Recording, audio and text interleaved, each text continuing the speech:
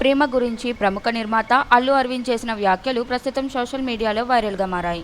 నేటి తరం ప్రేమ వ్యవహారాలపై తనదైన శైలిలో స్పందించిన ఆయన, ఒకప్పుడు ప్రేమ అంటే భావోద్వేగాలు, బంధాలు ఉండేవని, కానీ ఇప్పుడు పరిస్థితులు మారిపోయాయని వ్యాఖ్యానించారు. సినిమాకు వెళ్లడం, షాపింగ్ చేయడం వంటి వాటితో మొదలయ్యే చాలా ప్రేమ కథలు చివరికి తాత్కాలిక సంబంధాలకే పరిమితమవుతున్నాయంటూ ఆయన చేసిన కామెంట్స్ చర్చనీయాంశంగా మారాయి. ఈరోజు మీ లవ్ స్టోరీ విందాం. రెండోది ఇప్పుడు స్విచ్ ఆన్ ఉందా సార్?